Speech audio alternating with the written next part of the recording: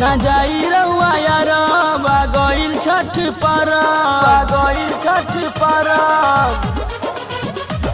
ना जाई रउआ यार गइल छठ परब श्रद्धावा हमरो दिल में माई के व्रत करब पियरी पहिन के हम दियरी जलाई दौरा सजा के छठ घाट चल जाई पियरी पहिन के हम दियरी जलाई दौरा सजा के छठ घाट चल जाई।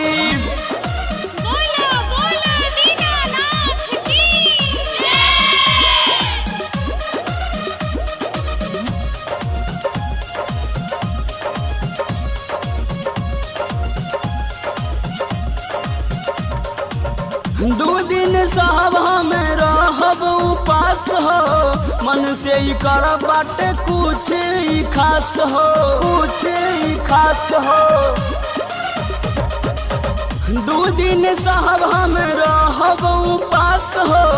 मन से ही कर बाटे कुछ ही खास हो सुनाए सजन माना तू कहन काहे धैला परान गोद भरला दुख हरेला जे भी जाए सरान माई के करत जयकार जाई दौरा सजा के छठी घाट जाई पियरी पहिन के हम दियरी जलाई दौरा सजा के छठी घाट जाई।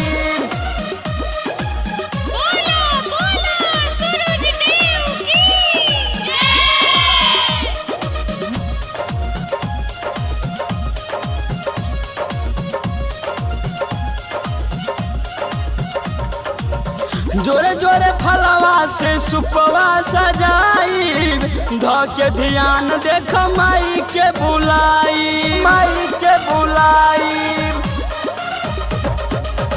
जोरे जोरे फलवा से सुपवा सजाई ध के ध्यान देख माई के बोलाई श्रद्धावा दिल में जाके महफिल में गाई बिगान पानी में जाके हाथ जोड़ के माई से कर बयान जाय घर सबके हम लाट जाई दौरा सजा के छठी घाट जाई पियरी पहिन के हम दियरी जलाई दौरा सजा के छठी घाट जाई।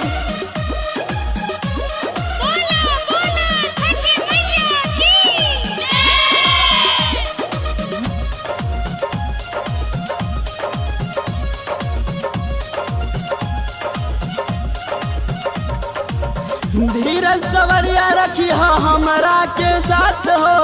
अंशुभूषण के तू रखी हो पास हो